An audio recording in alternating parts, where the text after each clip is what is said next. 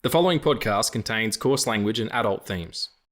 This week on the show, we've battled mutant cults, corrupt military leaders, phoenixes dark and otherwise, and... There have been casualties. Losses on both sides. Now, with the Mouse House devouring fox, who knows what's next? In our final X-based episode, we chat the hoped-for bright future, the animated past, and the return of one Mr. Hugh Jackman. I'm Riggs. I'm Baby Blood Axe. Oh no. He's Baby Blood Axe, and this is the Film Addicts podcast.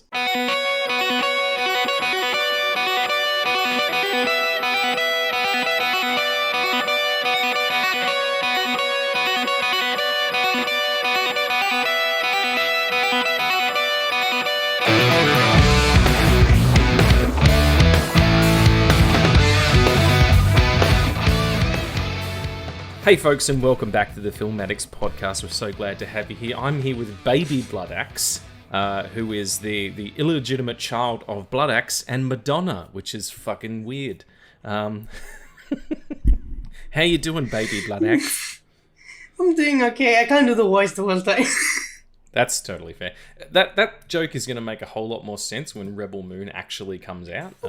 So everybody, wait for Rebel Moon. So here we are. We're back at it. We're finishing up our X-Men series. We had a couple of bonuses in between there, but back on our X-Men shit. So we're going to go through a few things about the outside of the cinema. This outside of the X-Men cinematic universe, talking mostly about the animated series from the 90s, which is still fucking rules. Some of the animation's hilarious, but and we'll chat a little bit about what might be on the offing now that Marvel has back control of the mutants and the mutant territories, and things have popped up in Miss Marvel and in WandaVision and all that stuff of not so much WandaVision, but the Scarlet Witch already had her powers. Is she a mutant? Is she the Scarlet Witch? Who knows? It's all up in the air. And we'll also lead into a little bit of a conversation. Everything that needs to be said about Deadpool has been said, but it is interesting that Wolverine, or Hugh Jackman as Logan, is coming back after Logan, which was a very definitive end. But before we do all that, how are you, sir? It's been some time. Yeah, you had a bit of time off, so apologies for that. No, it's all good. It was a good time off. Yeah. It feels really great to do this again. And it's been a couple of weeks. By the time we're recording this, it's 15 days since we recorded the first episode. As in, it's like a year? Yep. Oh my god, that's crazy. That's really crazy. How about that, everybody? And we're only up to episode 26, but that's okay. We didn't do one every week, and we did some bonus ones in there anyway. So, I'm so glad to be here. It's been a great year working with Addy on this. We'll do a more sort of, celebratory episode of our 1 year. Maybe that'll be the next episode, looking back on some of the funny shit we did. But yeah, so happy to be here, and so happy that people are listening again. Those YouTube views are just skyrocketing. I don't know if the algorithm's wrong or if it's just like people passing through as they scroll, if that counts. But if half those people are listening, that's really, really good. Yeah. Anyway. It's beautiful. It's wonderful. It's X-Men. It's Part-3. And before we get into the meat and potatoes, we're going to do... There's been lots of stuff, but we'll hit on a few of them. We're going to do a What Are We Watching? It is. That's timing's beautiful now. We don't even have to worry about it anymore. I should stop bringing it up. So... what are we watching? I think the first thing that we need to talk about is something that you saw yesterday for the first time, and I saw yesterday for the third time, and that's Creed 3. And the only reason I saw it 3 times is because it's the third movie, and I'm weirdly obsessive-compulsive like that. Not true. I just really, really dig it. How did you feel about it? Because it was you who said to me after the second time I saw it, how influenced by anime it is, and then hearing how big of a fan Michael B. Jordan is of anime, going in with that mindset, and then, at the end, that last fight, we won't spoil it, but there is obviously a final fight to this picture because it's a fucking Rocky movie or whatever, but there is a very artistic and unusual cinematic device they use called what he refers to, Michael B. Jordan refers to as the void, where they're kind of fighting on their own in this sort of empty space, and it's metaphoric, and it was really interesting. And you were like, that's manga and that's anime all over the place. How did you feel about it as a fan of that culture? I fucking loved it. I don't. Sports movies are not my thing. It's sports movies, high-core action movies, and war films. Those are not my thing at all. Mm-hmm. But I do have some exceptions in those categories. Creed is the big exception in that. I hadn't watched the first two. I watched it the night before I was going to watch the third one. Good move. And because I was like, what? I don't want to go in and not know the fucking guy's name. You get more, and also you get more out of it because a lot of people come back, and even some of the fighters like Drago's in it again, or Drago's son's in it again, and the guy from the first film, that first bout, is in it, and it's just and then you also know the lineage because he's retired in this film. It starts with him fighting in South Africa, and then he's it's a few years later, and he's hung up the gloves. But yeah, it's and did you like it as a series or? Yeah. I'm sorry, there's like fucking construction going on right now. Just fucking started. Oh my god, there's construction going on behind Addy. Oh my, westward expansion and development and progress. Fuck it. Sorry, I don't know what that was. I was reaching for a joke. No, that's okay. We'll figure it out. Apologies, everyone, if you can hear construction noise. Just tune it out like Addy has to. Keep going. Yeah. I like this as a trilogy, but I also would like to see at least one more with his daughter's story. There's talk of doing that. I saw a thing about it today. They're having Mara be like the next Creed, which would be interesting. Absolutely, I think you need to set it a little bit in the future and have that girl be, in her late teens at least. But that's part of the thing about it is. There's a moment in the film where he speaks to Amara, and Amara's deaf, so they're doing ALS or the sign language. And there's a beautiful moment where he talks about people think boxing is about violence. And I don't agree with that either. Boxing, when it's done right, can be a beautiful art form. Like it's a wonderful sport and a technique, and it's not as easy as people think it is. It's not just throwing your hands at people. MMA is more about violence, in my opinion. I like MMA. I think that's also great because it's a bunch of different disciplines, all sort of combating each other for what could be the best, what combination. But I do feel like there is more of a gore factor there. Boxing is about, as Creed's character tells his daughter, it's about timing and patience and control. And if you've ever had boxing training, like I've been boxing training for like 7-8 years now, that's what it is. It doesn't matter how hard you hit. You can get, dropped by a fucking jab if it's the right kind of jab. You know what I mean? Like your size doesn't always matter. They do have weight classes, but it's more about, how can you center yourself? How do you find that line? How do you find the moments? Like in the first fight where he's taken a few hits, but he's using that time to find where the holes are. It really is like chess, and that's why they're dressed in white and black in that end fight. So I really dig it. It's a really beautiful emotional story as well. Like the fights are great. They're really well choreographed. But the emotion between not only the family, Creed and his family, and them dealing what they're dealing with, but also Creed and Dane, the Jonathan Majors, who is probably maybe less than 10 years away from winning an Academy Award. Like he's phenomenal in everything that he's in. Like he is absolutely, you can't take your fucking eyes off him. I just hope he doesn't get relegated to Marvel Land and Kang for too long, because he has a lot of really beautiful work to do. Watch Lovecraft Country, How Do They Fall, Devotion, any of the pictures that he's been in, and absolutely Creed. This is a stellar performance, and they are both yoked. Like they're in the most amazing shape, as boxers have to be. Yeah, I adored it, and I've been 3 times because I go the one time and I soak it in, and I go the second time and it soaks more, and then the third time I'm breaking it down. I'm going, what do I like about this lens choice, shutter speeds, where do they pull back, where do they go big, where does a score come up, and it's really well done. Amazing directorial debut from Michael B. Jordan as well. Yeah, absolutely agree. I went to watch it in IMAX, and it was a Thursday morning, so nobody was there. It was just me alone in this fucking arena. And I was just screaming. Every time Jonathan Majors took off his shirt, I was fucking screaming.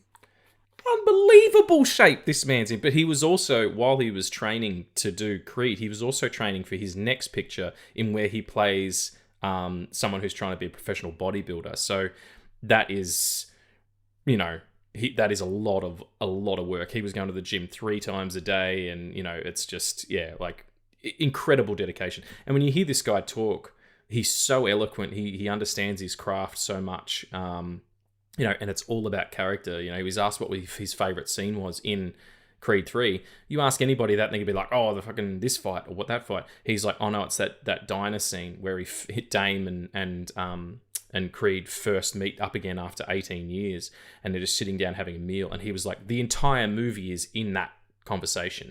Just very super intelligent and very, very eloquent. I dig him a lot. I had to have a sip of Perrier there because I was running out of steam. Anything else that you've been watching? Oh, I've been watching a lot of shit, but I want to give a quick shout out to After Sun. Yeah. That beautiful motion picture. That film got snubbed from a lot of categories in the Oscars. Who fucking gives a shit? The Oscars are a goddamn farce anyway. I know. I mean, it should be recognised, but that's not it anymore. The Oscars are the fucking playground that's attached to McDonald's, as far as I'm concerned. It's like it's dirty and it's old fashioned and it's kind of dangerous. That's my opinion. Yeah. I don't know. I saw this statement. I think it's fake or something, but Jimmy Kimmel said that if someone walked up to him on the stage and if he was bigger than them, he would slap them or some shit. Yeah, well, whatever. Fucking, that's all it's going to be. It's just going to be that jokes, and that what happened last year is not funny. You can make jokes about it, but I don't think it's funny. I think it's an absolute insult to every single crafts person in that room. I mean, Questlove won for Best Documentary immediately after it happened, and no one fucking gave a shit because they were all thinking about a baby billionaire who had a tantrum on stage. Like, it's such a fucking farce, man. I couldn't care less this year. Which is a shame because a lot of really good pictures came out, After Sun being one of them. It has received a lot of accolades, and just the fact that Paul Mescal's been nominated is pretty great.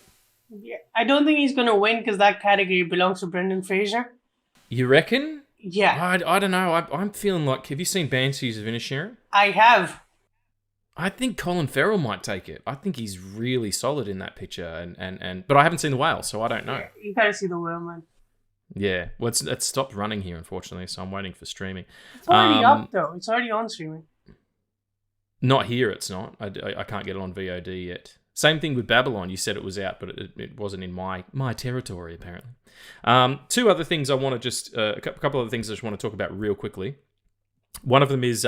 it's not a new film. It's from 1933. It's called Duck Soup. It's a Marx Brothers film.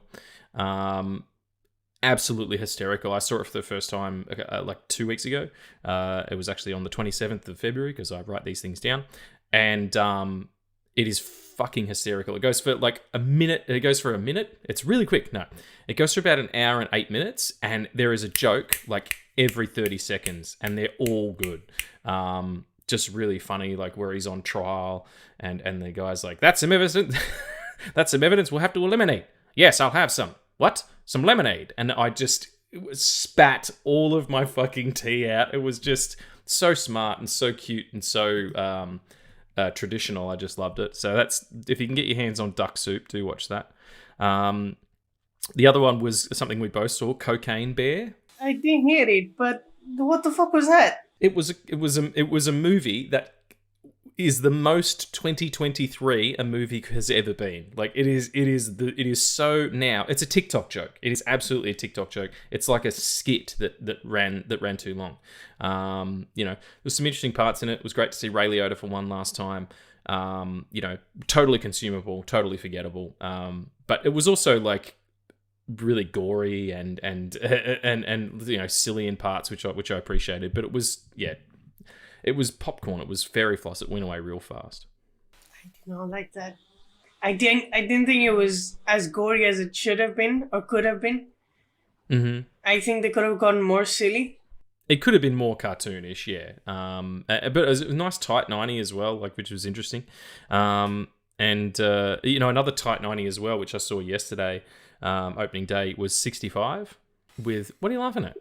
Oh, no, sorry. Because I read like 3 reviews and all of them were like, I fell asleep 3 minutes in the film. It's so well, then boring. they're not paying attention properly. They want something else. They're looking for bombast, and it's not. It's quiet, and it takes its time, and it's full of foreboding, and then it starts to pick up as you get towards the middle of the second act, like movies do. Adam Driver is amazing. Like, he's a world-class actor in a movie which should be a B-grade movie. Like, this is something that you would find on a movie channel in the States, like a cable channel.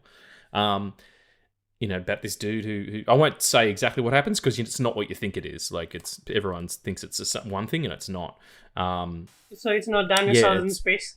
No, it's absolutely not. It's Adam Driver in space. But if it was a movie on a B-grade movie channel, it'd be called Man versus T-Rex or some fucking shit. But 65 is interesting, and I enjoyed it. Had a good time. Again, it was quick, having a movie under 90 minutes is nearly illegal these days, which is hysterical. And finally, I went and saw Scream 3 opening night. It was actually a preview. Well, fucked up as well. I'm gonna say this on the air. It was a cinema.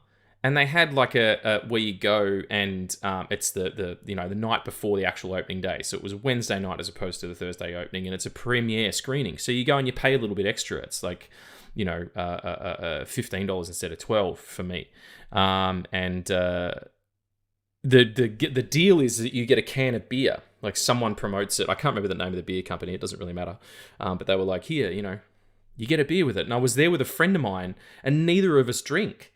And we were like, oh no, it's, don't really want one. And the guy was like, okay, we paid the same price, but we weren't offered something else. Yeah. You know what I mean? Yeah. Like, we weren't offered, like, do you want a soft drink or do you want a fucking whatever? Like, not that I needed it, but it just would have been, because I probably would have said no anyway, but just, if you don't drink alcohol, there's no other option. Yeah, it was just a bit, I don't know, lame. I know that I'm in the minority, like, out of people. Like, most people drink alcohol, and that's totally cool. It's just not something I choose to do. And I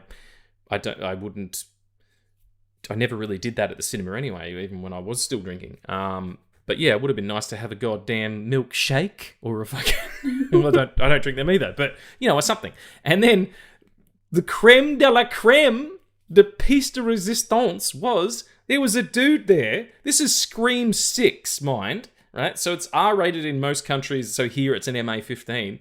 He was there with a child who couldn't have been older than 6. Like, I'm not even kidding you. He was a little child. On the way out, we saw him talking to the kid, who was a tiny little thing, in pajamas, no less, and he was like, oh, wasn't as gory as the last ones. I'm like, you fucking kidding me? Yes, it was. And also, what the fuck? Unbelievable. And you know what the most fucked up part is? That guy got 2 beers because the kid got one.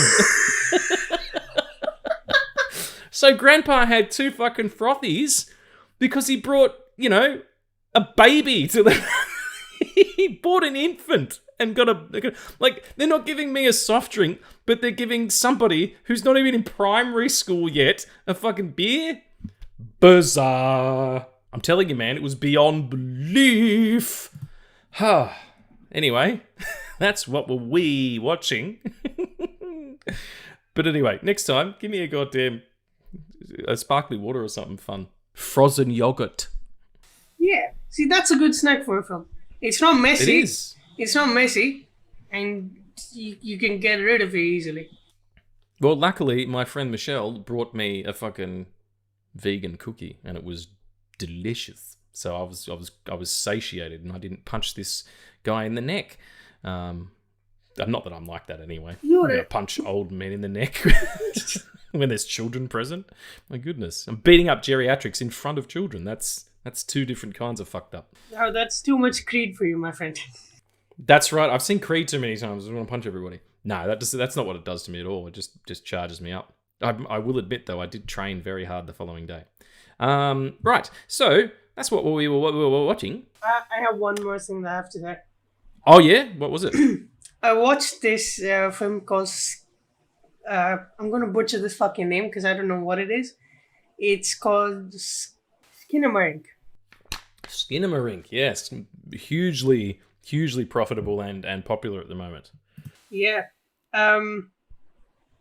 Horror used to be one of my favorite genres, and found footage as well. Because I've seen the Blair Witch Project. I've seen the first Paranormal Activity.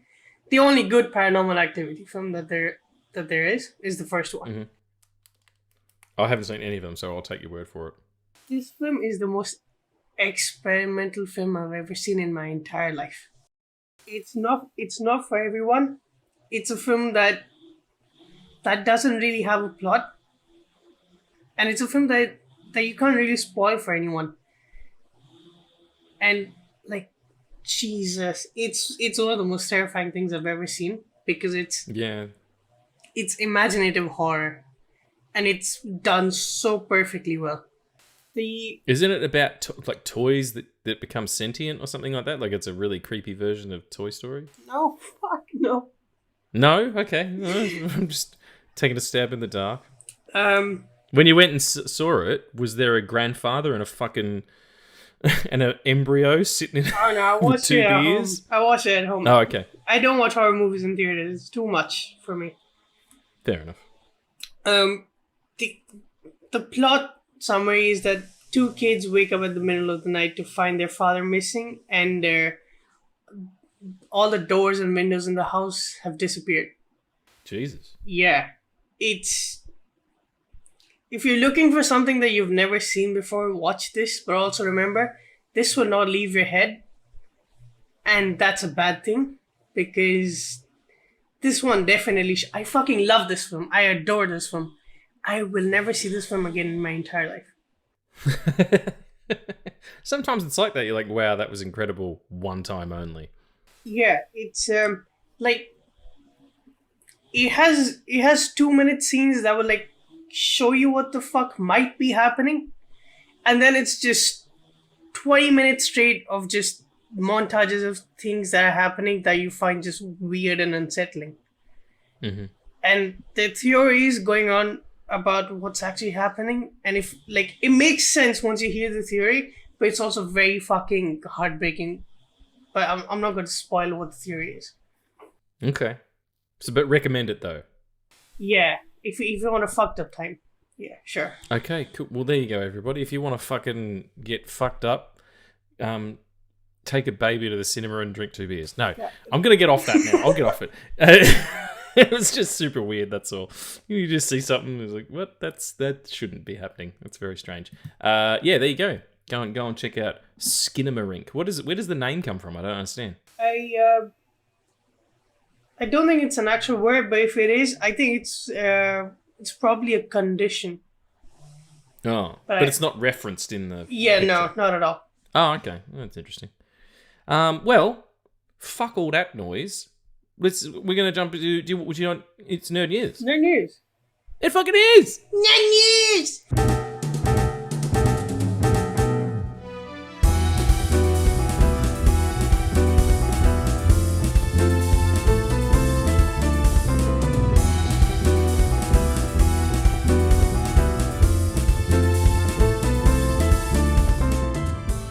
All right, here we are with Baby Blood Axe and some beers and baby news. We'll blast through them a few quickly because it's just, it's all going on. The first one was one you sent me. John Bernthal is officially returning as the Punisher in Daredevil Reborn, or Daredevil Born Again, rather. which is currently shooting, I think, or is going to be shooting shortly. Deborah Ann Wall and Eldon Henson won't be returning as Foggy or Karen Page. They might actually be recast. But I'm cool. John Bernthal fucking slayed that role. A lot of people are not happy with that. Why? Because what's the alternative? Foggy Nelson and Karen Page aren't returning. Right. The thing is, it doesn't say that they're not returning. It says they haven't signed on yet. There you go. Maybe they will. It's not like they're doing anything. Like, I haven't seen them in anything else. But John's, he's always working. But to have like a world-class Academy Award level actor, even that doesn't mean anything, like Bernthal, on your show, like, he must love playing Frank. You don't come back if you don't care about it. And he really took it seriously. So blessings to him and to all upon that show. I hope it's very, very good. This one sounds pretty cool. Batman Beyond animated feature reportedly in development from Fast and the Furious 9 screenwriter, whose name escapes me. But Daniel Casey. There you go. I'm down for this, man. I love the idea of that. All you got to do is get Michael Keaton to voice older Bruce Wayne character. Yeah. Do you like Batman Beyond? I love Batman Beyond. Yeah, I dig it the most, man. It's interesting. And if you do it like, you don't have to like ape the style of Spider-Verse, but at least give it a new look, like make it look different and not like a fucking video game. Make it look like something specific. I think it could be really cool. Like Castlevania style. Yes! Sorry. See? Yeah. Just Addie's head just blew off. Another one, James Gunn. I don't know how true this is because the internet is a toilet. James Gunn reportedly wants to release Suicide Squad: The Ayer Cut. While responding to a fan on Twitter, Suicide Squad director David Ayer revealed that James Gunn might have plans to eventually release the Ayer Cut, the original director's cut of his 2016 Suicide Squad film. I spoke to him a while ago. All with patience. He has the right. To put together his new universe before visiting the past. Cheer up, good things are coming. Winky face. That could mean everything, or that could mean fucking nothing. So I wouldn't even worry about it.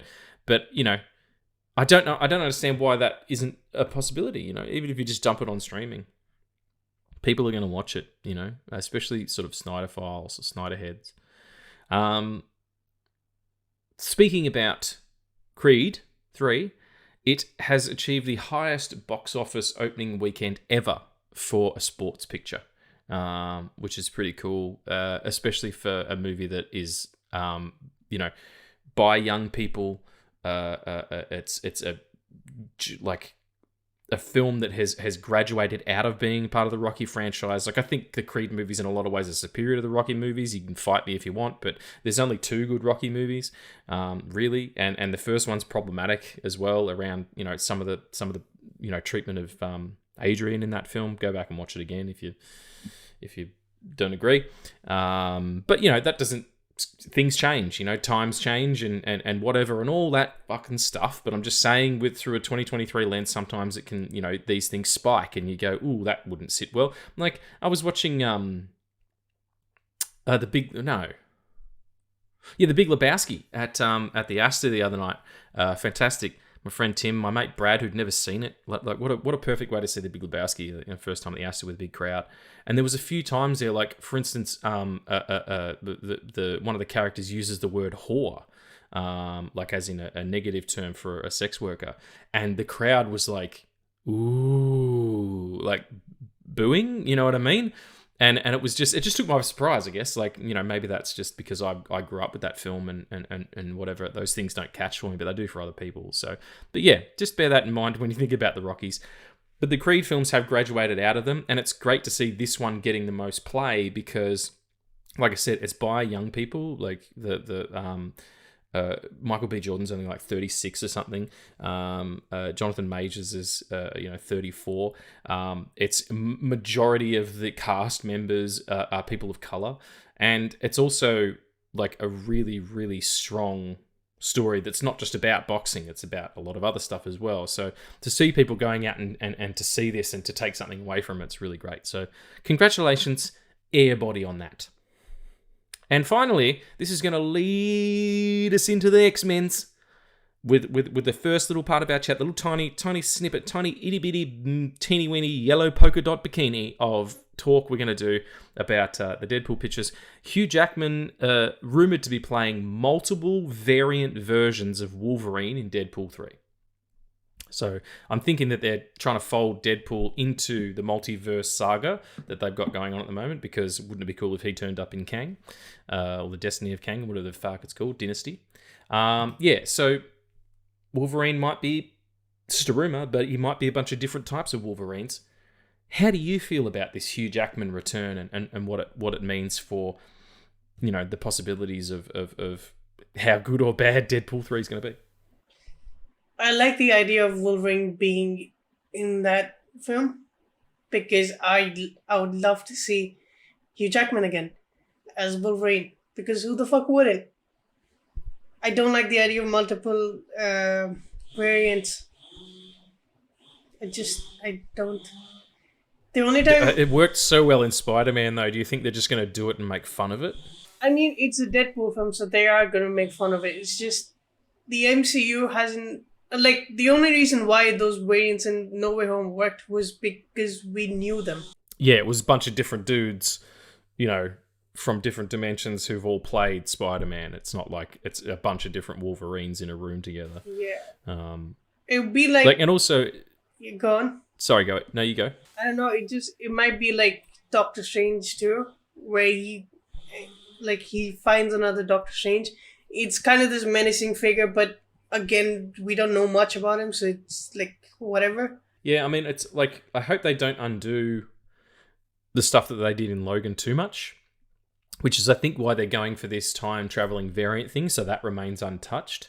And Hugh's not going to sign on as a favour to Ryan Reynolds. Like, as much as we find their relationship cute and that fake rivalry that they have and everything, they're still obviously friends. Hugh's seen a script.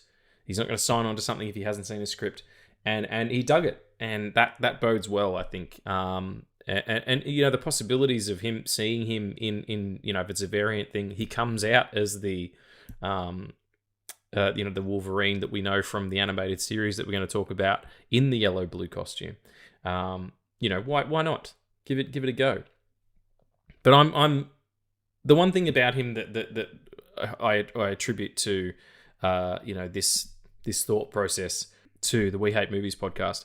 We're talking about like when superheroes got massive. Not the actual properties themselves and their popularity. I mean the people playing them. If you look back in time, I mean, Adam West was not in amazing shape. Michael Keaton was fairly athletic, but he wore a costume. Christopher Reeve was a jock. Like, he was, a football player and an athlete and looked, big and strong, but he wasn't cut out of marble. And then Hugh Jackman comes along. I mean, because you could say Blade, but Wesley Snipes always been in that good of a shape, so that doesn't count. Hugh Jackman comes along, he's in the first X-Men, he gets cast, last minute because someone pulls out or someone who gets hurt and can't do it anymore. And then in the second one, he's insane. And then by the time you get to, Days of Future Past, the dude is Frankenstein. Like, it is absolutely outrageous. And it's also The Rock and, the people playing the Avengers, apart from Robert Downey, because he's in an iron suit and he's in good shape and everything, but not the same way that Chris Evans and Chris Hemsworth are. I think he sort of started that kind of trend. And I know he's getting older now. I wonder what version of him we're going to see, because I don't know if he can get there again. And if he can, is it going to be 90% like CG? Like, they're going to have to age him down and up and stuff, right? If there's variants. I don't think that's the way that they're going, because he's been on talk shows saying that he's back into that workout routine that he was doing for like Days of Future Past and everything. Yeah, I mean, God bless him. I'm good on him for committing and everything. Like, so I didn't know for a fact like how it was easier for me to do weightlifting when I was 35 than it was now that I'm 40, and I'm just 40. Like, he's 50 something. So I wish him all the best. I wish the movie all the best. It's going to be fun. or not. So it doesn't matter. I have no stake in it anymore. But what I do have stake in is a conversation about the X-Men animated series from the 90s. We're going to talk about it. It ran from 1992 to 1997, encompassing 76 episodes over the course of 5 seasons. I do believe the last season was a bit shorter. It was only like 14 episodes or something between 1996 and 1997. But probably along with the Spider-Man series that ran concurrently to this, it even had a couple of crossovers. It was the closest to an actual translation of the comic book series to a medium that I think had happened at that time, particularly in TV and particularly in animation, because they have part numbers in episodes and you know, things come back. The entire first season, it builds up to a final thing where Morph returns. You know, Morph gets kidnapped in the pilot and then comes back at the end. You know, you have characters recurring and you know, themes and subplots and the whole, you know, they do the Dark Phoenix saga in it. But before we get into sort of the bigger part of it, what's your relationship with this? Because my brother, this program started 20 years before you were born! And ended before I was born. And ended 15 years before you were born! What's going on? Hold on. It wasn't 15 years before I was born, though. You were born in 2022, right? Oh, you were born in 2022. Yes, he is currently a baby. He was at the movies the other night having a beer. Fuck off. All right. No, 2002 you were born, right? 2003. 2003. Okay, so 19 years before you were born, this program started, and then 14 years it is when it finished. But that's beside the point. How do you know about it and stuff? Is it just from streaming, or did you find it when you were younger? Oh no, I found it when I was younger because Okay. I used to watch reruns of it Right. without knowing what the X-Men were. I just thought this was like a cool show because I didn't know what the fuck it was. So that was your introduction to the X-Men. Yeah, you could say that. Yeah. That's pretty fucking cool. Which is the best That's way awesome. to introduce anyone to the X-Men.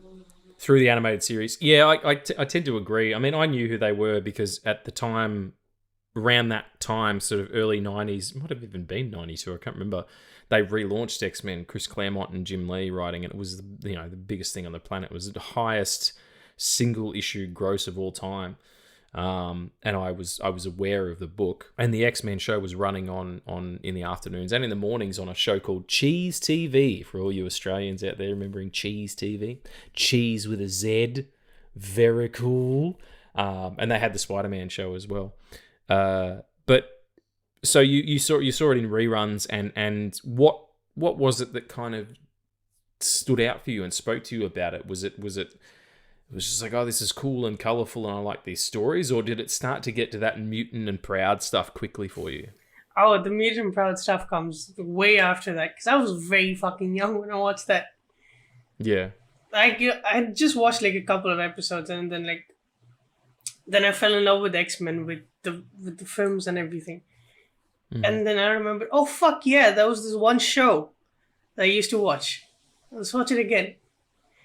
And then the more I watched it, the more I was like, oh, everything's here. Like, the whole mutant and proud thing is here. The whole, the whole relationship with Professor Xavier and Magneto and how it comes around in the last episode. It's so emotional. If you've seen, like, the entirety of the show and you come back to that last episode and you hear Magneto just rallying all of the Brotherhood to say that they hurt my fucking friend. I'm going after every single one of them now.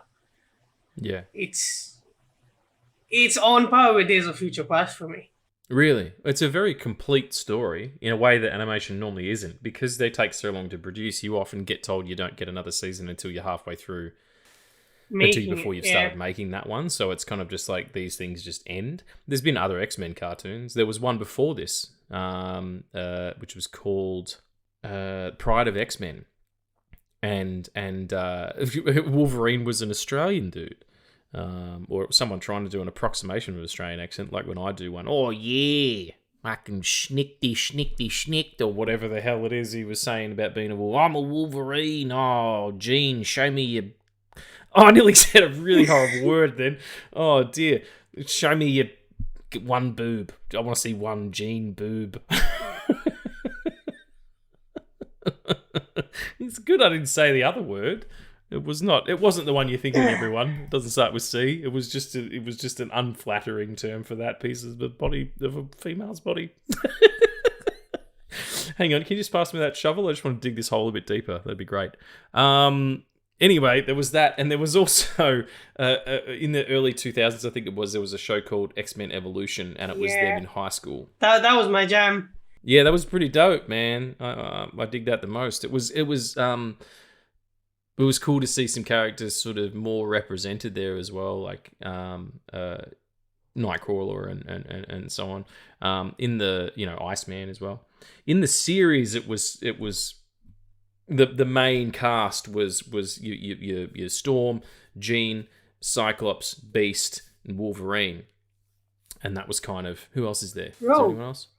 Rogue as well, and Jubilee. And Jubilee's your sort of entrance into it because she in the pilot she discovers her powers and is hunted down by a Sentinel, which are these huge purple looking robot motherfuckers, and they rule. And it's like I said, the seasons had entire plots going on, and for instance, I'll just pull this up now. A lot of the voice cast as well are just spectacular. Like I can't read an X-Men book and hear anybody else. Like I still hear these guys, which is crazy because it's been so long. You had things like Night of the Sentinels, which was the beginning, the first two parts, which kind of introduced you to the X-Men through Wolverine. There's an entire season, like the entire first season, Beast spends in prison. Like he gets caught in that first raid on the compound, and he ends up in prison for an enormous amount of time. And like this is the best Beast. You're going to get the best Beast you've ever gotten in this Beast.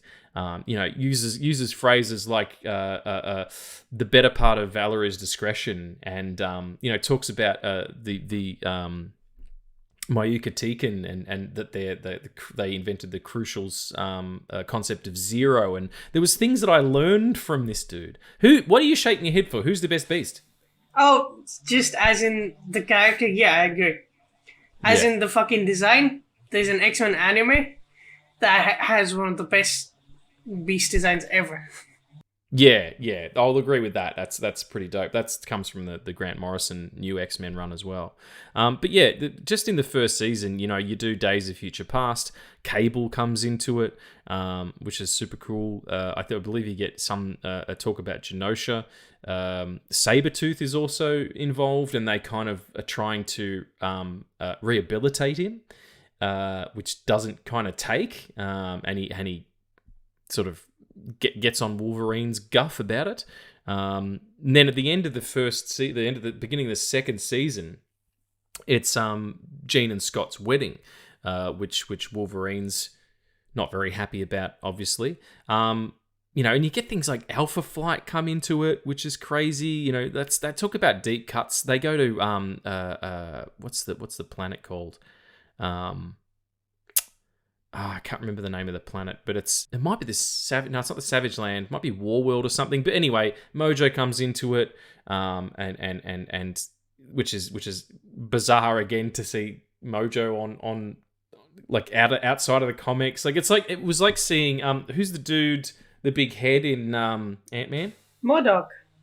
Seeing him on screen is bizarre. Like, really? That's these movies started with Robert Downey Jr. in an Iron Man costume, and he was just flying around and solving some crimes and wars and things like that. And now we're in quantum realms, and there's big-headed dudes, and just it's amazing where things end up. But it took all of these ideas from the comics that I was really familiar with, and like writ them large. They were in living color, and all these deep cuts. And you'd go to school, like I was in primary school when it started. You go to school and you'd have the jock kids, or whatever, talking about how awesome Mr. Sinister is and shit. I'm like, where the fuck were you 2 years ago when you were all beating me up for like being a nerd? So what I want to ask you is, what about this show? Like, what episodes do you remember as a kid that then you came back to? And so, what are you, not like a best bits kind of thing? I suppose you can do that if you want to, because it's not like we can talk about it episode by episode. Just kind of a broad idea of it. Yeah. What are the peaks and valleys for you? I think the first episode that I remember watching from this show was the episode where Professor X is trying to break Juggernaut out of this wall that he's built himself in. Mm-hmm. And psychically, and like when he goes to help him psychically, there's a literal wall that he's built that Professor X can't get into. Yep. And when I watched that for the first time, I found it funny because again I was fucking 3, and then and then I watched it again, like I watched it again very recently, and it gave me a feeling of just how much there was in the show. Like, yeah, it could work for like a small child, but like you can grow up and still watch the show and then get so much out of it. Yeah, absolutely you can. And I'm not a huge believer of people like choosing their favorite episodes of a show from like from the first show. No, that's not it. The first episode of the show is like their favorite. Although like the first 2 episodes are probably the most like action packed that they've gotten. I still love the last episode because Professor X dies. Spoilers. I love how both of us do that. We'll put a spoiler warning up, I think. Yeah, we say the spoiler thing and then we say spoilers. That's what we do. That's what you can intimate that from the rest of the episodes if you're listening. But yeah, that whole episode, especially of how it starts with like Professor X being outed as a mutant to the entirety of humankind, and then people turning against the mutants, like all the shit that they've gone through all of the show, and then the last episode it all just breaks down, and it shows the harsh reality, and it's a huge. We've talked about this before. The X-Men are more relevant now than ever. Oh, absolutely. And just seeing that was there even back then, it gets you in parts that you want, like Wolverine and Jean go to talk to Magneto at the end and say that we don't care about why you're running up the Brotherhood. He's dying and he wants to see you. And then he talks to the entire Brotherhood that I'm sorry, I was taken up by rage and everything, and I have to go and be there for my friend. And it's that whole thing where even in Days of Future Past, there's this bit where Magneto says, "All these years fighting, only if we'd have worked together." And it's there in the show as well, where he says, "All these years I couldn't have asked for a better friend," even though they've gone through so much because of each other and with each other. It's a whole emotional gut punch, and that's my favorite episode. Yeah, right on.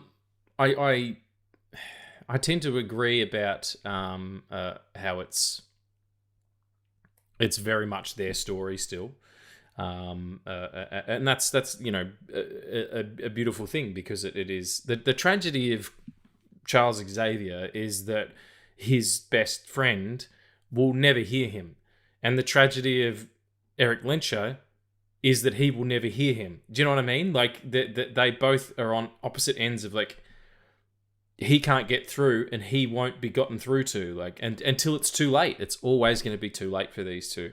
And that's the tragedy that they both have to bear.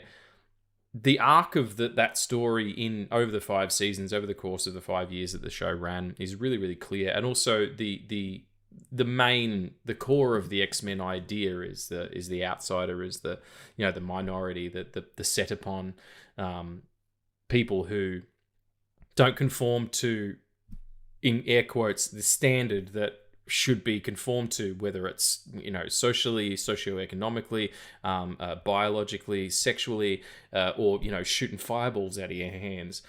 All that still makes sense. In the first season, in particular, it's pretty heavy with there's a politician who ends up being Sabretooth's father, Creed, who is, funnily enough, after talking about Creed, who is constantly on the back foot, and then at the beginning of the second season, he's kind of accepted mutants and is trying to sort of rally with them, and that's the course of change is really specific for all of these characters, like where you see, even someone like Morph, who is manipulated, but then does find his mutant ability to be,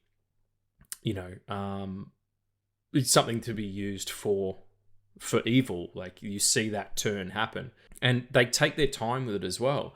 The Phoenix saga episodes are 6 episodes long, and then just after that is the Dark Phoenix saga, which I think is 5 episodes long.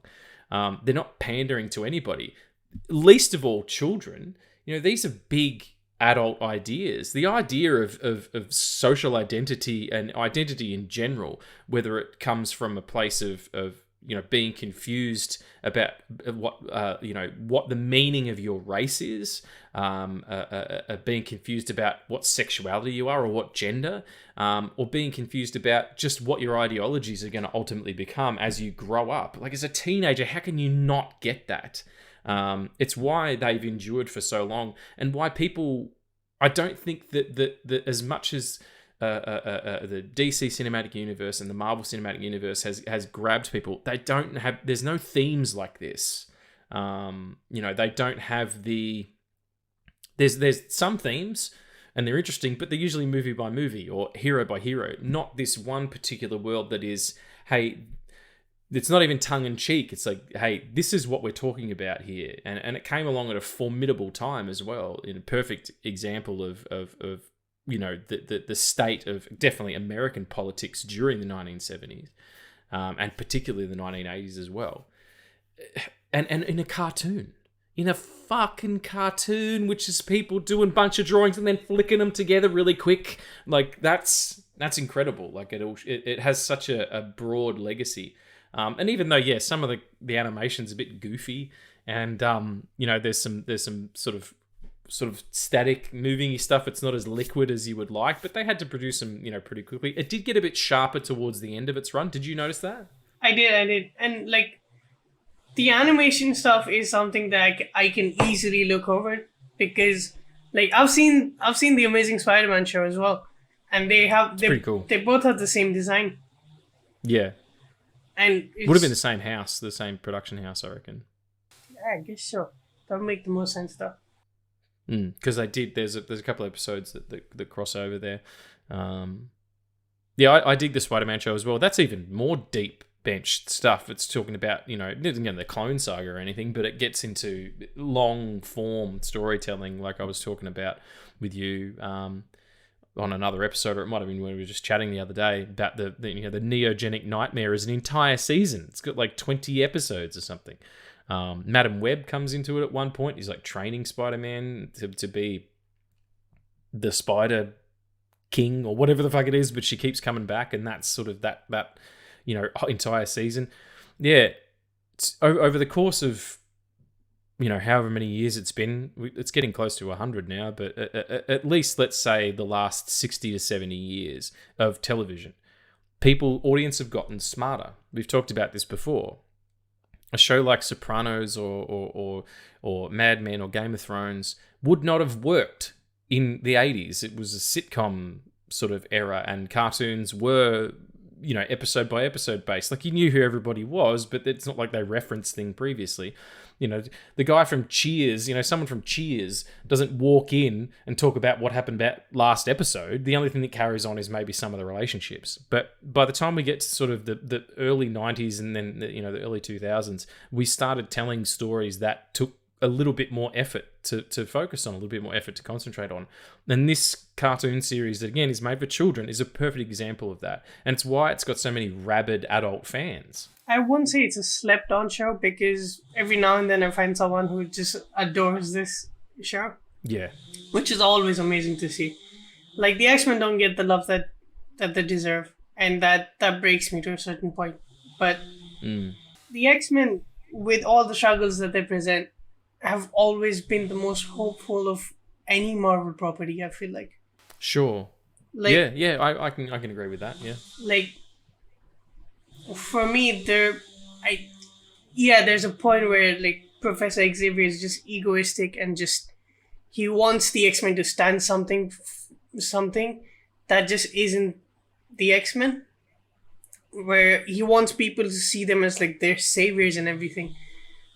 But the X-Men at their core are about just people accepting who they are and just a broader and more hopeful outlook to a better tomorrow, and working on that. Like, the X-Men don't like put on jumpsuits and then go fight because they want to.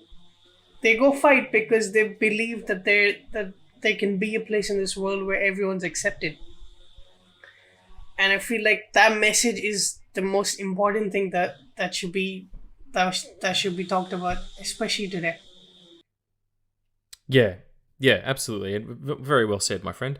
That's if you can take any message away from anything that is trying to reach you, that's great. Like a positive message. It's not like it tells you to, go and hit people in the head with chairs or anything.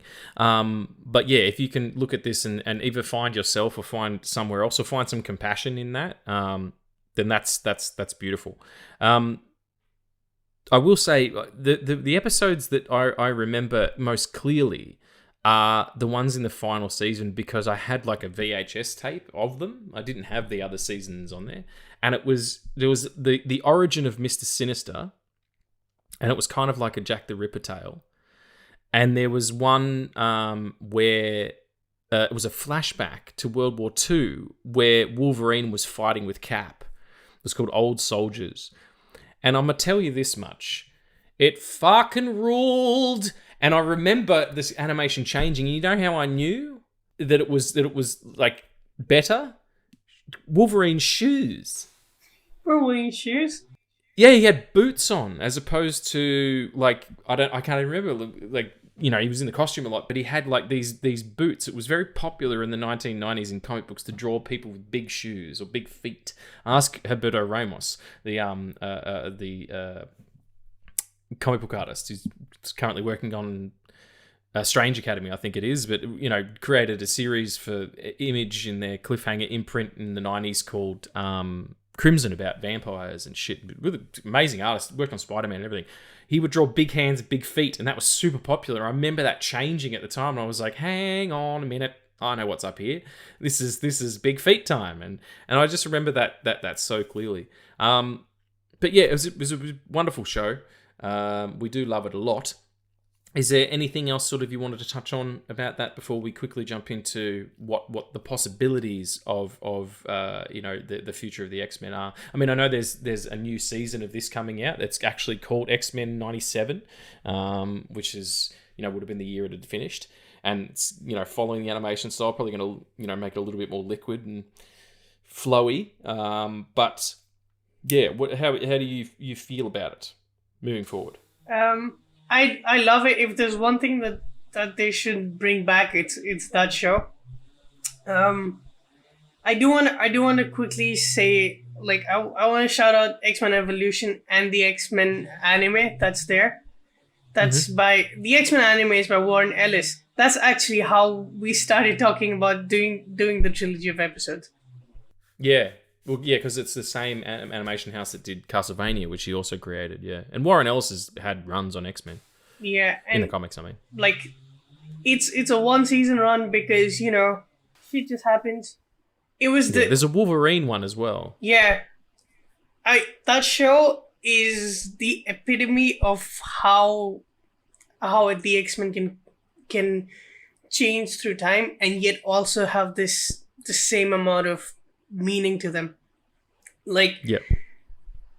the Wolverine in that show, where is fucking huge, rides a motorbike, is also short, but his banter with Beast is fucking amazing.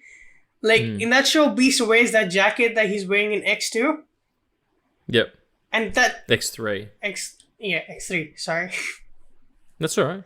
Just don't get it wrong again, or you're fired from your own podcast. It's this group of people going to Japan and trying to rescue this mutant that's gone missing, and they go and they search, and it's just amazing to see just these characters just done in such a different way. Like, it's a full-on anime, but it's just, there's just so much there. Like, even Storm's design is one of the most coolest shit ever. Yeah. Oh, it all looks amazing. And X-Men in particular, I think even more so than the other animes that they've kind of done with Batman and shit, it lends itself to an Asian sensibility in terms of its graphic design, just because it is so kinetic and there's an energy to it that because they're all young, that the kind of, I mean, apart from Wolverine because he's 200 years old or whatever, but they're supposed to be teenager-ish or early 20s. Like, it's got that kind of vibe about it. It should be an anime. It makes perfect sense. Yeah, it's everything you love about X-Men, but taking it to a whole different level. Like, if you've never seen an anime, watch that. And then you might be saying to yourself after that, like, oh man, I want to watch more of this. And the good news is they did a lot of this shit just for one season because, they don't like spending money on good shit. Well, yeah, and it's probably really expensive to do that, at a high quality. What's it on? Is it on Netflix or something? I think currently it's on Netflix. But yeah. It came out the same year as First Class came out, and they have the First Class suit, but it's so well done in the anime that it is. It does look really good. If you get a chance, folks, at least have a look and Google the images so you can get a taste for it. But yeah, shout out to that. Shout out to Evolution, which is really cool. Evolution is cool. Seeing all these characters in high school. Yeah, an actual high school setting. Like, it's not like they're not at Xavier Academy. They're at a normal high school and having to solve all this shit. And the group of bullies is like, the Sabretooth and what's his name, Toad, and all that stuff. Like, they're students as well. Or maybe Sabretooth isn't, but I think they're students. And then you've got the X-Men on the other side. Wolverine's, I think, and Storm are older, and then you've got the younger kids. Nightcrawler and shit.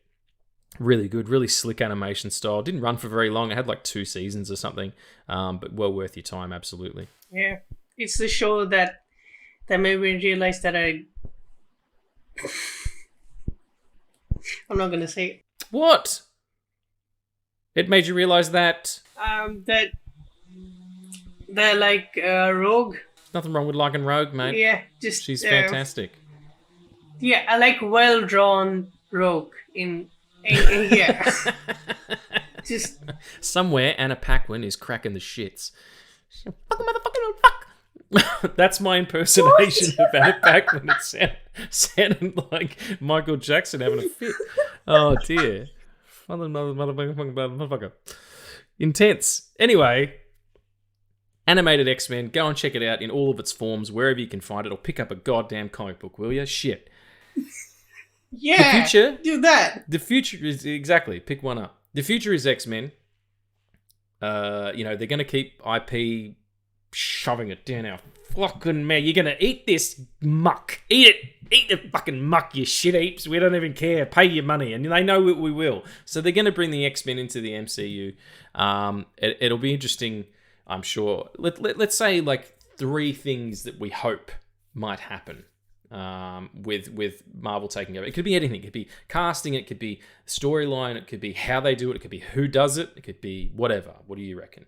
Because it looks like they've kind of semi-introduced it at the end of Ms. Marvel. Spoilers. They've said that she's got a mutant gene, mutant gene going on there. It plays... I love that they've embraced it, that even in Doctor Strange 2 and now in Ms. Marvel, there's just the hint of the show's theme, which is just... If you don't know the show, it's fine.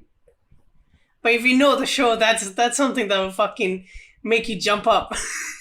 Yeah, because it's a pretty... if you know it's coming as well, and then the dropped line in She-Hulk where she's in the breaks into the real world and breaks the fourth wall and is like, "Hey, when are the X-Men coming?" and then gives thumbs up to the camera, and the Kevin Feige bot says that he can't tell her, because they probably haven't figured it out. So what? Let's go one for one. We'll go sip. Sure. And you do what you think, and I'll do what I think. I will always say this for every adaptation of those characters. You can do a lot of different things, and a lot of unique things with the X-Men, but I feel like the most important thing that should be done is to not shy away from the struggle. And Miss Marvel has that way they went into the partition of India and Pakistan, and they did that very well. Mm-hmm. I hope that they don't shy away from the struggle and why the phrase mutant and proud means so much to a lot of people. Yeah. So you don't want it to be... It needs to continue to hold weight, have the meaning that it has always had and continues to have in this world, because it's interesting, we've already set up there's gods and aliens and monsters and multi-dimensional beings and variants of people. If any society is going to be accepting of that which is other, it's going to be the MCU, because there's so much of that going on around them already. What is it about the mutant population that is going to continue to be a threat to people in the same way that it has, in the comics, where they're already in a world where all this fantastic shit happens. So yeah, I agree with that. They need to keep the themes. They need to make sure that they're servicing the not the fan base, but that they're servicing the origin of the characters and how they articulate problems in an interesting way without, again, just shoving it down your throat. Yep, absolutely.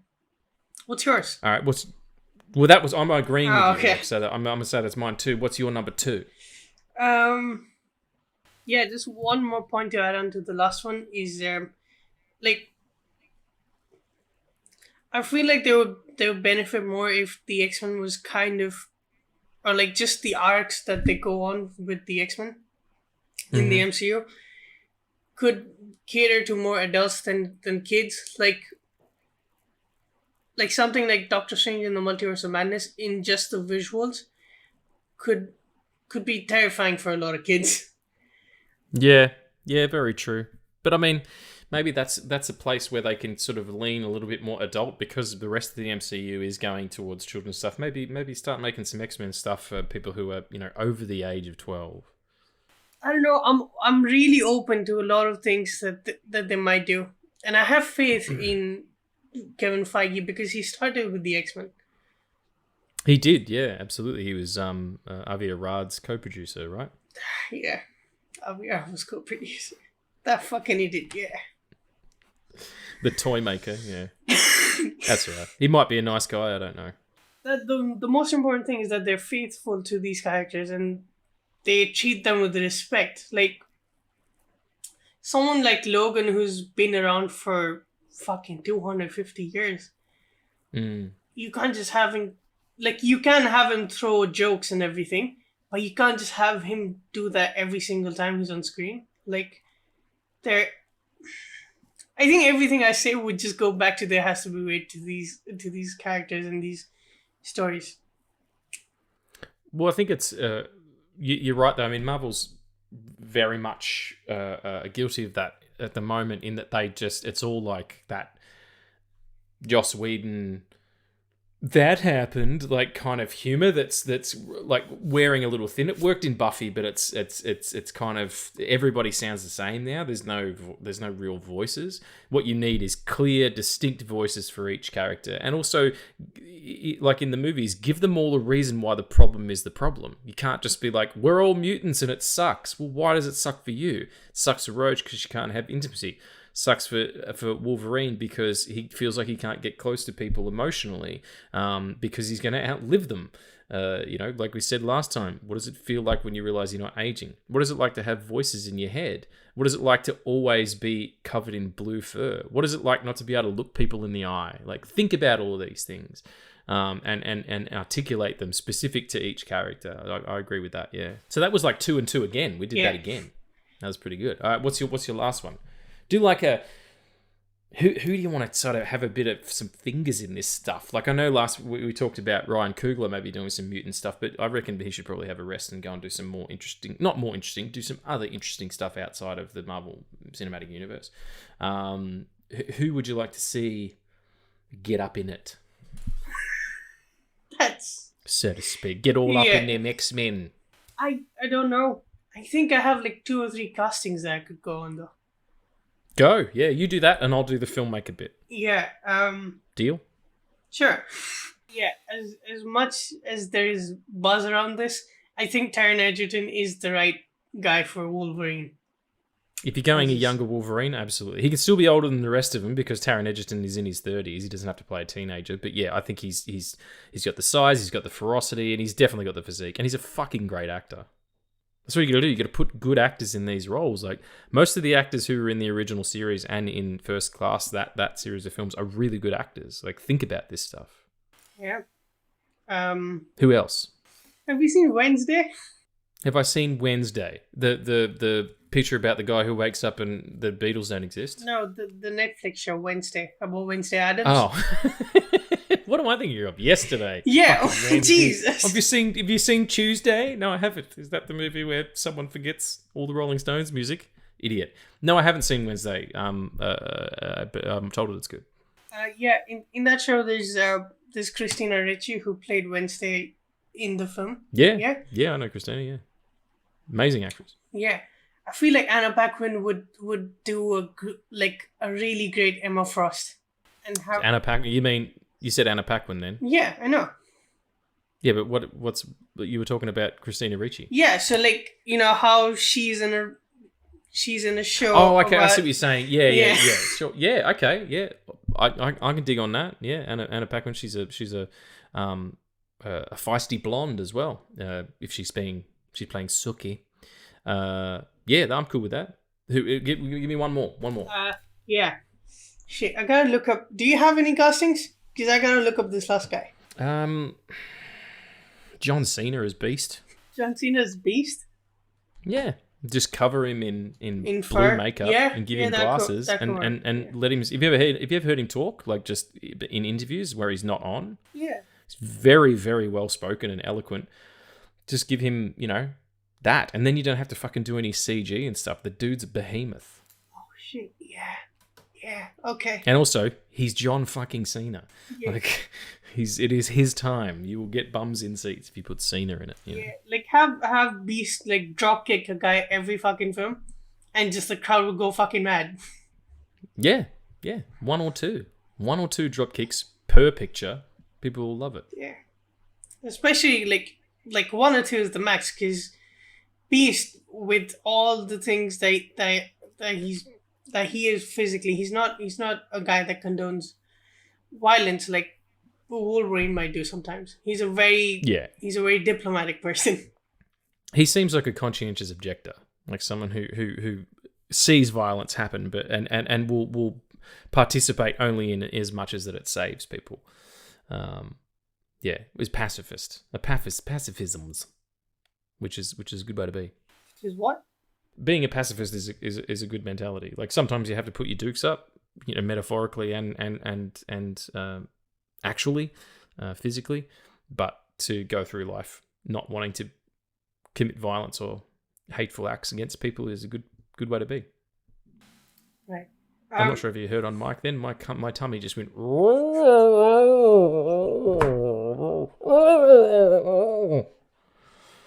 because it needs a food.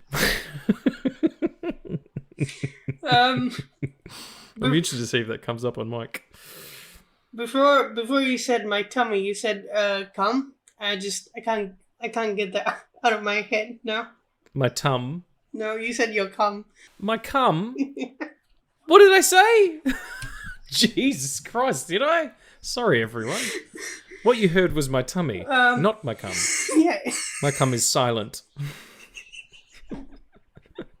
Sometimes I go black. Yeah. Jesus, Mary and Joseph. Have you got your last casting thing, or are we just talking about tummies? Yeah, so I sent you a picture of the guy I want him to play Gambit. I can't pronounce his name again. This is like the second time I've brought up this guy. He's Andres, and I can't pronounce the last name, so I'm not gonna. Oh yeah. But to anyone who doesn't know who I'm talking about, this is the guy who plays Adult Jonas in Dark. Okay. And he's a German actor, and Dark was in German. But I'm watching 1899, and he speaks English in that for a bit. Mm-hmm. I did not know, and I fucking freaked out. Yeah, because he sounds immaculate, and I feel like he has a depth that a person like Gambit does, and with just Gambit and him having a relationship with Rogue as well. Yeah, like both these people, like these very opposite people, just attracting towards each other, and then having the hard time of, because Rogue goes through this every single time she catches feelings for anyone, where she just doesn't have any confidence in herself that she'll be able to, because she's scared that she's going to hurt the people that she loves. Yeah. And just Gambit being the person who says that I love you for who you are, and I don't care what happens. And just because Gambit is also one of the most coolest X-Men ever, but he also is one of the most ruthless ones. Yeah, I mean, it was like from New Orleans. He grew up as a thief. Like, he's going to have a bit of rough and tumble about him. As long as they put him in that head sock, I'm pretty happy. Do it practical. Right, do it fucking practical. Let's not do the fucking blue thing that Kang had. Let's not do that. Yeah, no, let's have an actual costume designed. Yeah, definitely. Yeah, well, my final thing would be, and you can call me woke if you want to. I don't really give a shit. In order to not better represent, but maybe having a bit more thought about representing these characters in the way that they should be, you need to have writers and directors and people behind the scenes who are people of color, who are people of different sexual denominations, and you need to have women. Like, it's just, you need to give the opportunity to these people to tell these stories, because they're going to be able to speak louder than some white dude. I'm sorry. It's just, I'm all for giving everybody a shot at doing whatever they want to do creatively, but, some lanes are full, and some lanes aren't, and these lanes aren't full, and they can be filled with people who are going to be able to express and generate ideas around these themes that someone who is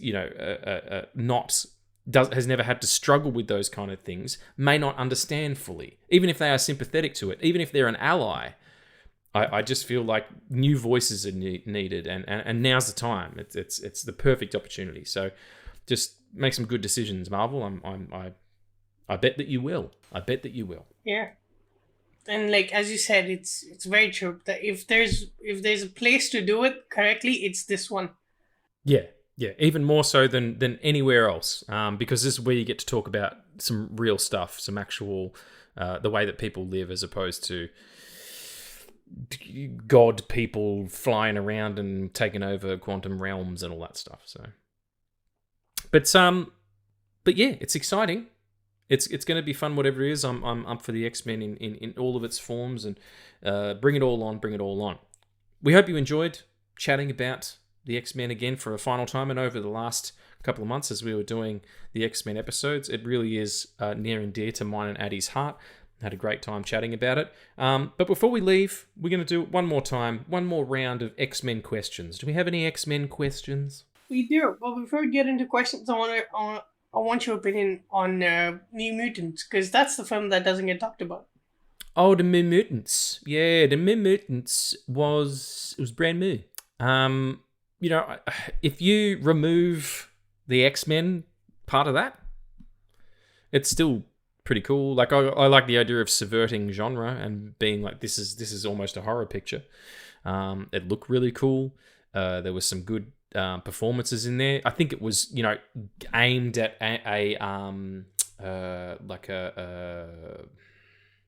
what do they call it? A Stranger Things audience. Like I don't think it was targeted at me specifically. But yeah, I had a good time with it. How did you feel? I really liked New Mutants. I know a lot of people don't. I'm in a huge minority here, but yeah, I really do like the New Mutants. Like, it has its flaws and everything, but just seeing that under the umbrella of the last chapter of X-Men, the last chapter of X-Men films from Fox. At the end, it's about these people that have different abilities, and they accept each other. And they become like family, and they fight this big evil, and they live on another day in hope for a better future. That's the thing that I got out of it. I feel like a lot of X-Men fans missed that. Yeah, because it got pushed back so often, and pandemic or whatever. I know it's had some trouble within its production stages and whatnot, but it got just dumped on Disney Plus when they took over Fox, and no one really gave a shit. But it's well worth your time if you want to go and have a little look, and I think it's pretty quick as well. It doesn't take up too much of your night. Just check out what might have been. Like, we're going in a younger direction. Perhaps this might be more what it's going to look like in the future now that Marvel has the reins than we think. But yeah, that's Mutants old and moo, and now we can do some questions. How many questions do we have? We have 5. 5 questions, here they come after the theme.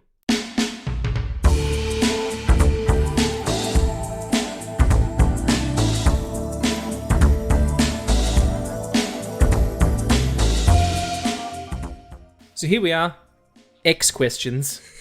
They used to be questions, but now there's something else.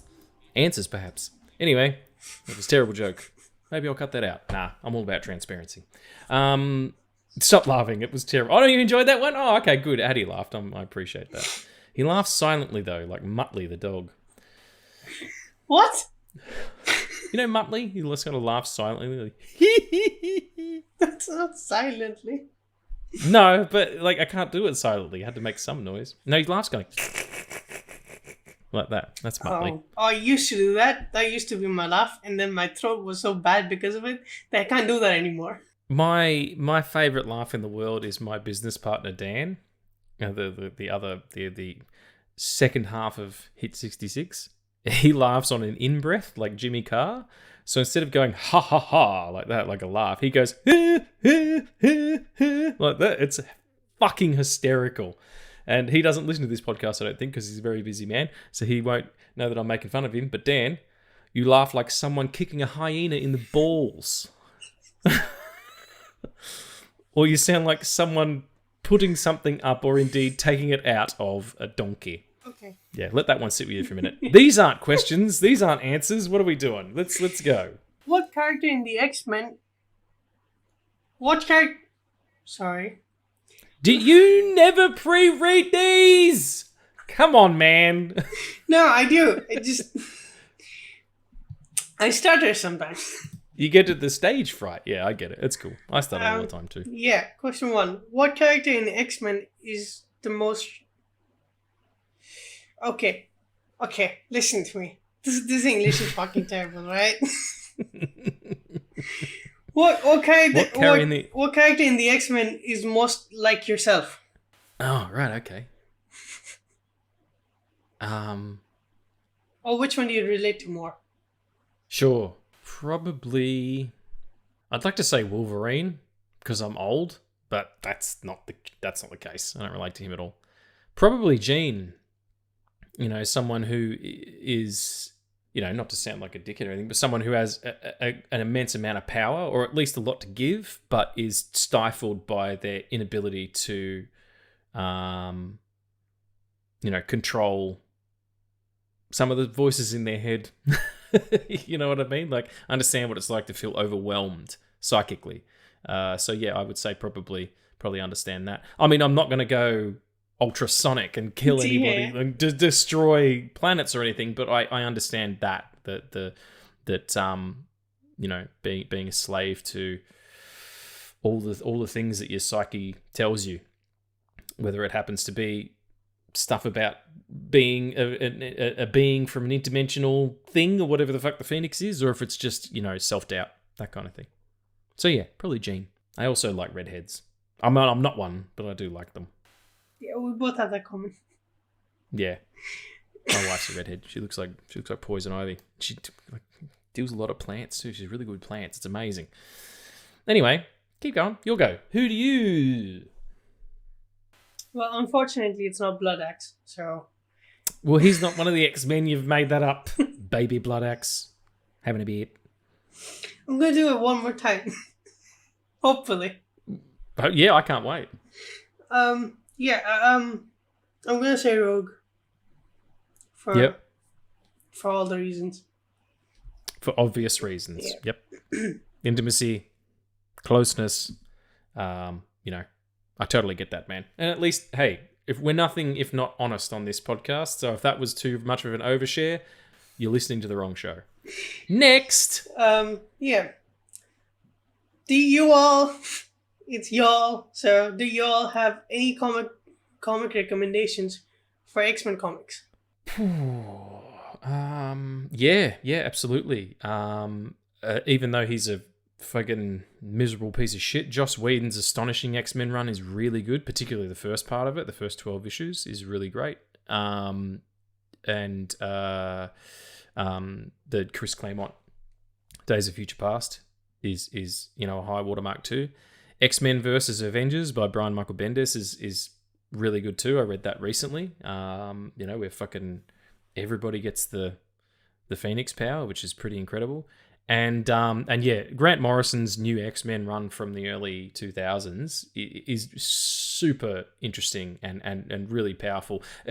By the time Frank Quietly kind of comes off it and Mark Silvestri comes on, you could feel Grant Morrison getting tired. And he's even talked about it. He was like, I was locked in for 6 more months, and yet I wanted to go and start my DC contract. So he kind of dropped the ball a little bit. But that's, that is the way that people see X-Men now, the modern version of it. And it's really, really leans hard into all the themes that we've been talking about. So they'd be my recommendations, yeah. Yeah. I would say X-Men versus the Avengers as well. Because that's just... Yeah. It's one crazy event.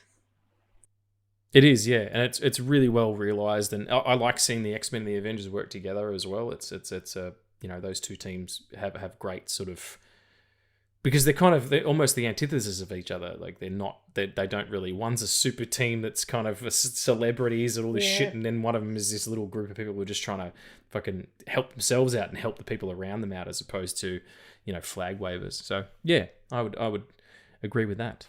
I'm gonna say the Phoenix Saga, the Dark Phoenix Saga. Sorry. Yep. And the OG. You don't even have to buy a comic book because it's novelized apparently. Which I just found out like a few days ago.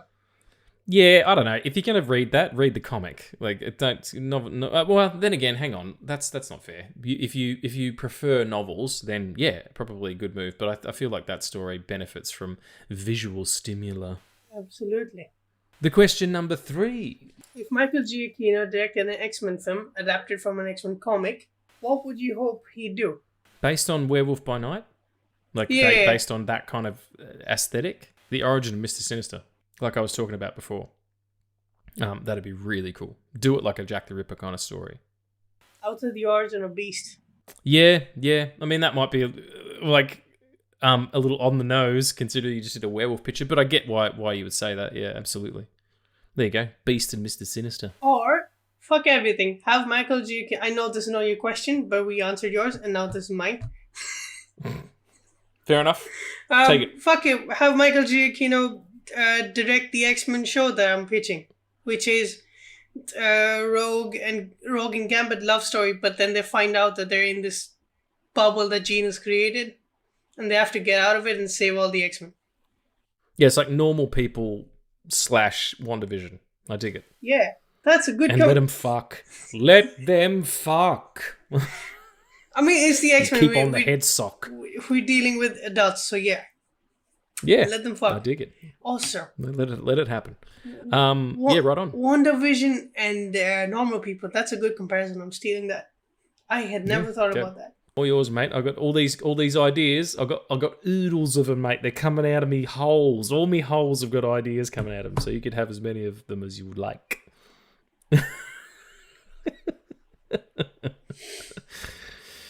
Can I just tell you something? Me and my wife, or my future wife, we have a really funny relationship. We're best mates, so we just talk shit all the time. We just talk nonsense to each other. And last night we were in bed laughing at how funny the word diarrhea is.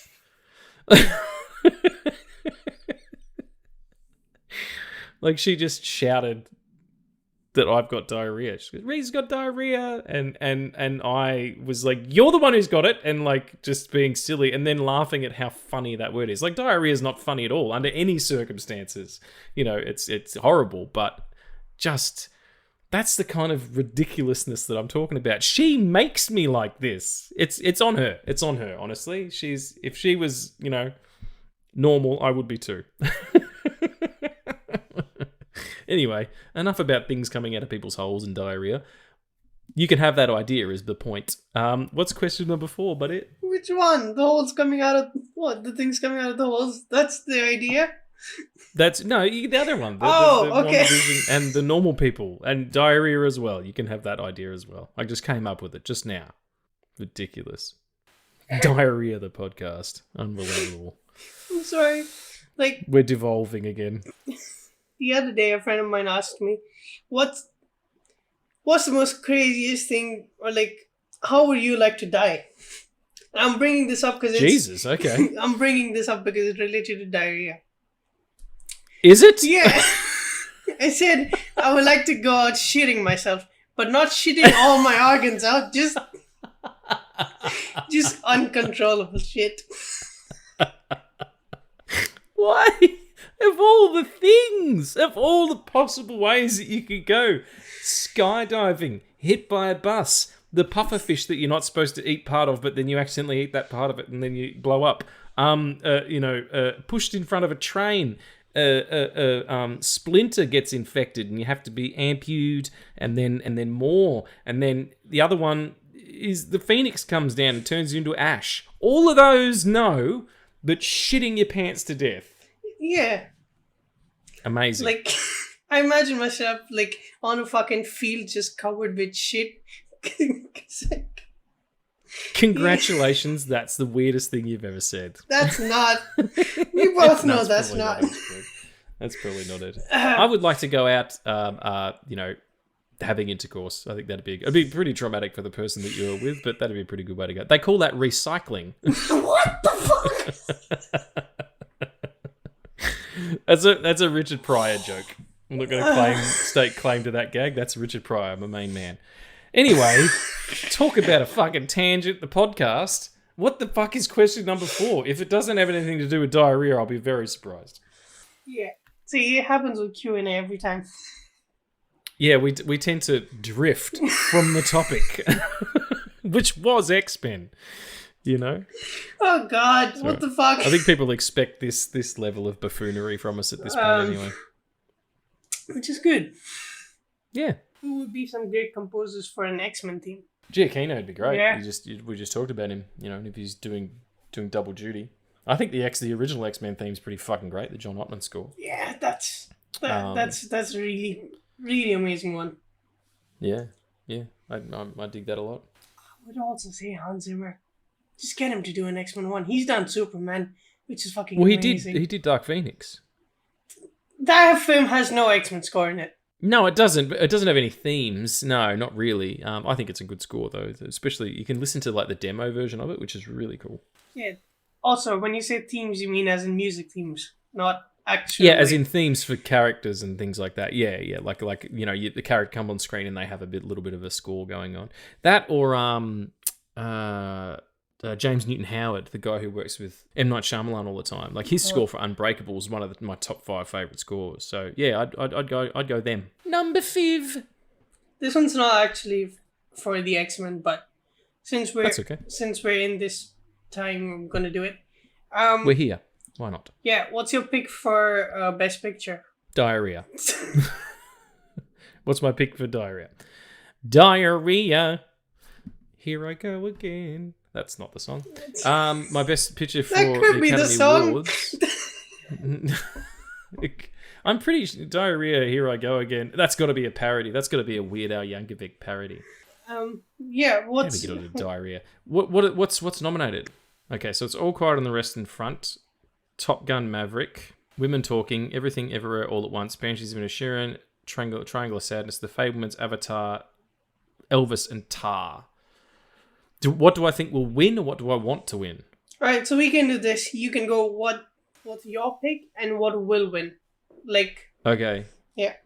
Yeah, I think Everything Everywhere All at Once will win.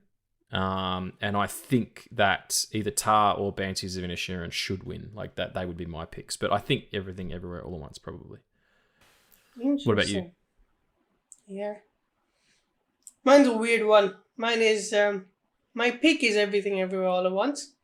But I think what will win is The Fablesman. You think? I do. Because I don't know. It's been nominated for like best editing, director, sound. Yeah, but that doesn't mean anything anymore because ever since they went to 10 films as opposed to 5, that's gone out the window. The theory that whatever wins, heaps of stuff will win Best Picture. Like fucking La La Land didn't win anything.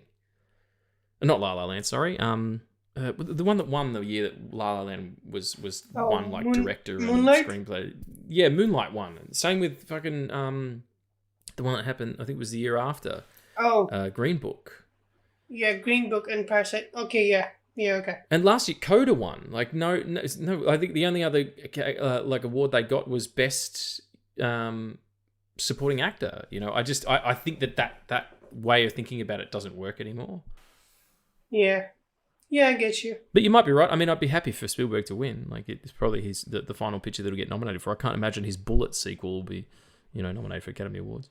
Hey, we never know. He might team up with Peter Jackson again to do a Tintin sequel, and that might win fucking everything and be the fingers crossed and be like the animated film that gets fucking Best Picture after Beauty and the Beast. Because I certainly hope so. Desperately need that now. Yeah, I completely agree. Well, there you go. That's it, everyone. Thanks so much for coming along this X journey with us. We hope you enjoyed yourselves. Do follow, like, subscribe, all that stuff. Rate and review on Amazon Music, Spotify, fucking everywhere else. YouTube. What's the other one that we're on as well that I forget about all the time? Google Podcasts. Google Podcasts, all those good places, wherever you get fine podcasts. We truly do appreciate it. Addy, I love you, mate. You're ecstatic. I was going to do the voice, and now I'm laughing and I can't do the voice. You're going to do Little Baby Blood Axe. That's our spin-off show. I love you too, mate. Movie review. I like how it's taken like the better part of 26 episodes in a full year for you to do voices. Like I've been doing them since day one. Thank you for stepping up. I'm not good at it, so I just do Blood Axe. I beg to differ. Everybody send Addy a message and tell him how good his Baby Blood Axe voice is, and then maybe we'll get a flurry of fucking impressions and shit. And one day I won't even come on, and he'll just do an impression of me. It'll be Addy doing me and him, like fucking listening to Seth MacFarlane do everybody from Family Guy all at once. But that's it. Thank you so much for listening, and remember, stay amazing and stay safe.